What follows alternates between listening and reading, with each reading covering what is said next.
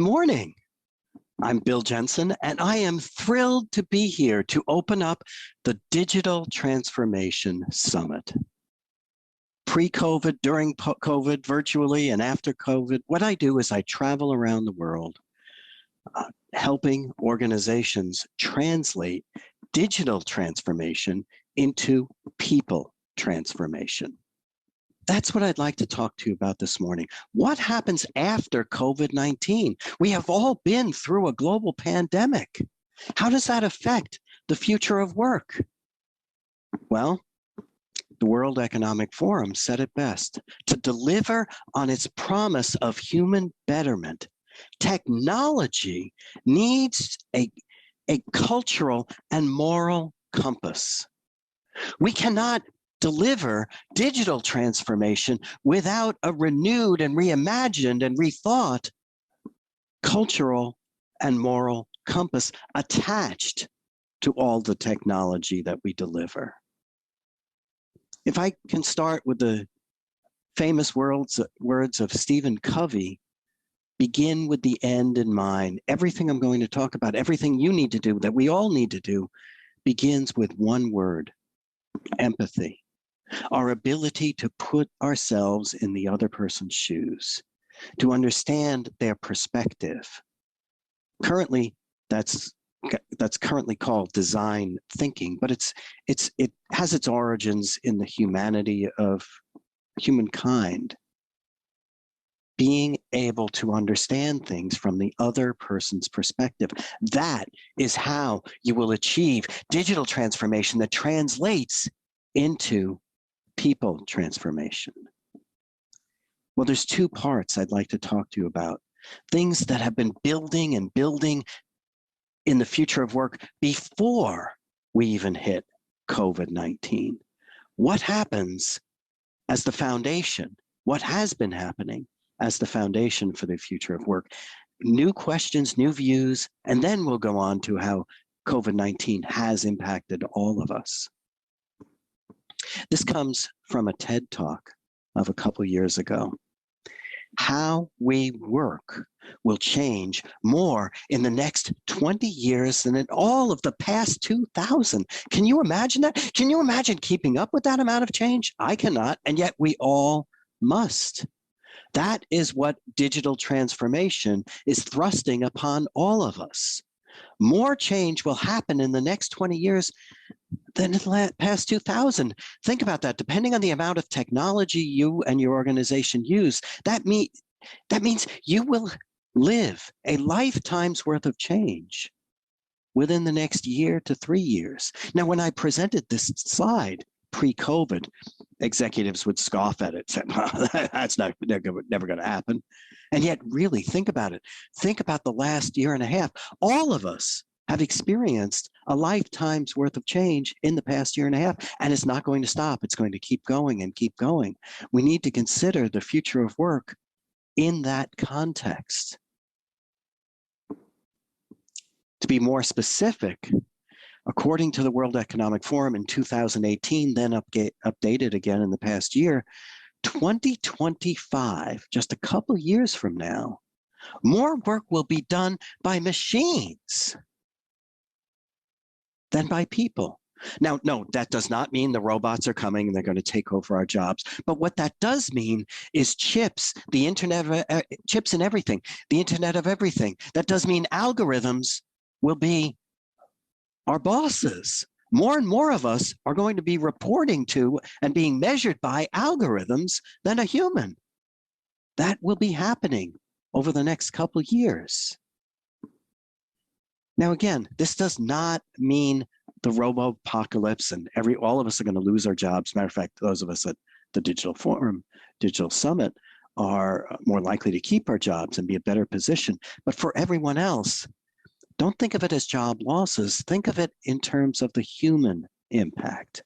That every single one of you in that room right now, and every single one of us around the world, are being hit with universal, involuntary, personal transformation and vulnerability.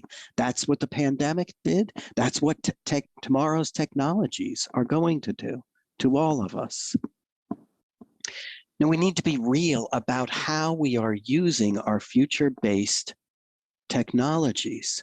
Currently, 80% of business leaders are approaching artificial intelligence as a cost-cutting tool. We'd like to say we put our people first, but in reality, we are using AI and machine learning and other advanced technologies to really take people out of the equation because people are costs. Yes, people are our most important asset and they are costs. We are at the front edge, the cutting edge of that revolution. We need to be thinking about how AI and other forward-looking technologies are being used to impact the people around us. Recently, I performed a study on the future of human resources with Ultimate Software. And we asked people, how prepared are you to keep up with the future of work? And we found that 3/4 of us are already at our outer limits. This is before, by the way, this is before COVID. 3/4 of us are already at our outer limits, and we see the future of work and technology pushing us beyond our current limits. And what impact does this have on all of us as human beings, our souls, our imaginations, our creativity? I'm known for asking questions around the world that no one else is asking. And I recently asked, how many of you can achieve your dreams where you currently work? Thousands and thousands of people around the globe. And as you can see there, the number was less than 10%, 9.8%. What does that speak to as far as our role? The way we are uploading and distributing and creating new technologies, are we helping others enhance their ability to achieve their dreams? Or are we helping the organizations to achieve their strategic goals, regardless of how that impacts the people we serve? Remember, your technology is a tool. It is not there, it is not evil, it is not good. It is doing whatever you design it to be.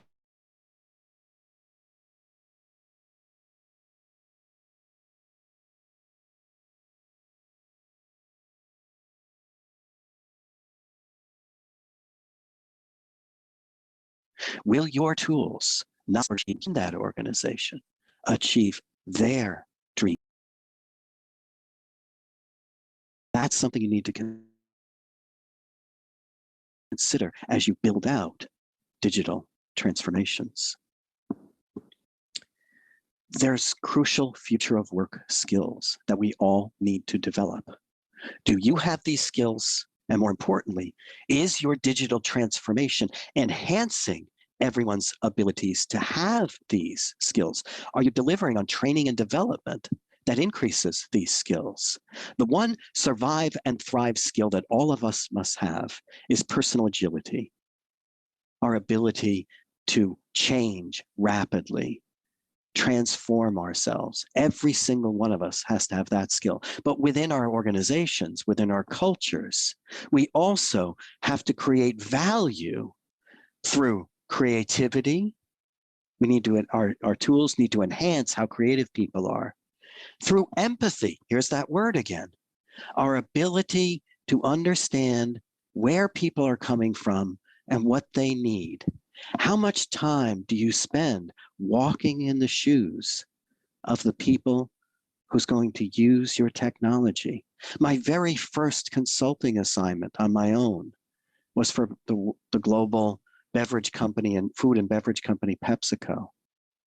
And they taught me a valuable lesson. I was working on re-engineering processes. We had lots of flow charts up on the wall, and our goal was 10 times improvement in processes. And yet, even though my job was to improve the flow charts on the wall, they would not let me consult on their project until I put on safety boots, a uniform, and I delivered soda to grocery stores. So I truly understood what I was flowcharting. I literally put myself in the shoes of the people who were using our re-engineered processes. And I'm forever thankful for that, because that and many other things that I've done in my career and university taught me about empathy. Creativity needs to be enhanced through your work. Empathy needs to begin your work. And we also need to enhance everyone's ability to have courage, to step up, to speak out, to say this needs to change. Those three skills, creativity, empathy, and courage, if we are going to create digital transformation that translates into people transformation, those three skills need to be products, outcomes, throughputs of our solutions. So that's where we were and are pre-COVID. Now, what happened with COVID? How has COVID affected us? What are the new questions and new views we need to be taking? I want all of you to think about that while the past year and a half has been tough on many of us, if not all of us, it has also blessed us. COVID and a global pandemic have given us the greatest opportunity in our lifetime to reinvent work, to put the soul in the machine. Think about it. A year and a half ago, a global experiment on the reinvention of work happened. It was forced upon all of us. We didn't choose it. It was forced on us. But now that we've been through it and we're coming out, it has created the opportunity for us to rethink everything about work. So many companies prior to the pandemic said, no, you have to show up at work. You have to show up at your desk. And suddenly, within a couple of weeks, almost no one was sitting at their desks. It created this massive opportunity to put the soul in the machine. Will you be the one to take that opportunity on? Well, these are some guiding principles that come from the World Economic Forum. They back up research that I've done in that Ultimate Software Future of HR survey study that I mentioned earlier. The number one thing that we found was we need to focus on wellness and well-being.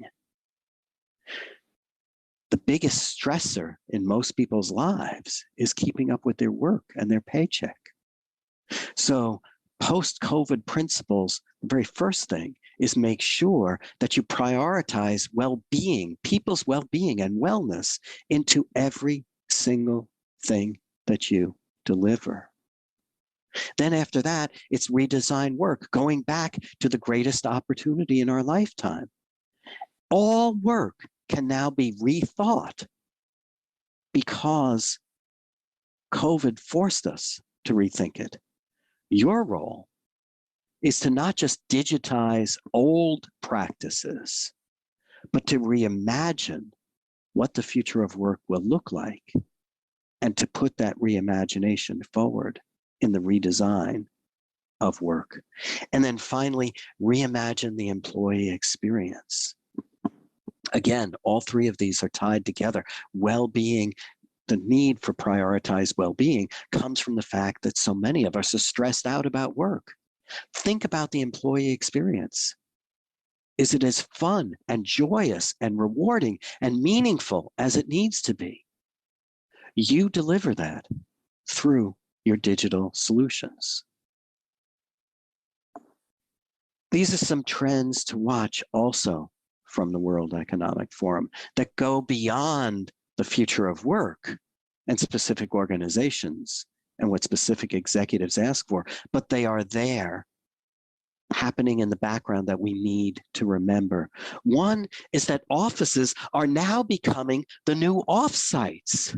What does that mean? We used to have to go to work to work. Now we don't have to go to work to work. We can work from anywhere, anytime. Well, why should we go to offices? They're like the old offsites where we got together to connect with our teammates, to align with our teammates, to become one with our teammates, to have fun, to celebrate, to be aligned. That's how the new trend is, where offices are really come together points, to come together heart, mind, and soul, and then we go back to work separately. Also, community hubs building with no cars are being built out right now as we speak. In Saudi Arabia, there's something that's called the Line. It's a 170 kilometer belt of smart communities that are specifically being built where people can get to work, or community hubs or technology hubs, without having to drive. More and more that's going to happen, and your technology is going to enable that. And then finally, education reinvented, especially at the primary level, one that you may or may not be serving, but you need to be thinking about and partnering with community efforts outside of work, with educators at the primary school level. The future of work, more people are going to be spending more time in the future of work are the people who are in grade school now. They need your help. Make sure you're contributing to the reinvention of education. We also need to be thinking differently. This is one resource I'd encourage you to go check out and stay on top of, at least until January of 2023, and see what happens. The X Prize is a global competition for the rapid reskilling of everyone out there digitally. How do we retrain everyone who needs all that retraining? Well, the X Prize is a global competition. It's over 30 months to rapidly reskill millions of people around the globe, digitally, virtually. Check that X Prize out and watch what they're doing. In closing, I want you to remember and always consider whatever your leaders are doing and whatever you are doing. Leadership today is about unlearning management, making sure things get done on checklists. Unlearning, don't forget those checklists, but unlearning the harshness of that, the sole focus of management, and relearning being human. I am asking all of you to bring your best selves, your humanity, your care, your kindness, your love, your appreciation, your joy, your happiness to the digital transformations that you build. And I also need you to be brave. Brave enough to start difficult conversations about these transformations, to make sure the humanity is kept within them, to make sure that you're as focused on people transformation as you are digital transformation. Not everybody around you, above you, connected to you will get that. If not you, who? If not now, when? I need each of you to be brave enough to start the conversations that make sure everything that's human about you gets translated into your work. I want to thank you for your few minutes today. I want to leave you remembering that your job is not just to digitally transform things. Your job is to translate digital transformation into people transformation. I'm here to help you with any questions you have. Email me. And by the way, as my Thanks to you, everyone who emails me and tells me how this keynote impacted you, what you're thinking about now that you weren't thinking about before. If you email me and just tell me what you're thinking about and what you got from this keynote, I will send back to you an e-copy of my latest book, all about the future of work. That's my gift of thanks to you, making sure people transformation is kept within the digital transformation. Thank you so much for having me. Have a great rest of the summit.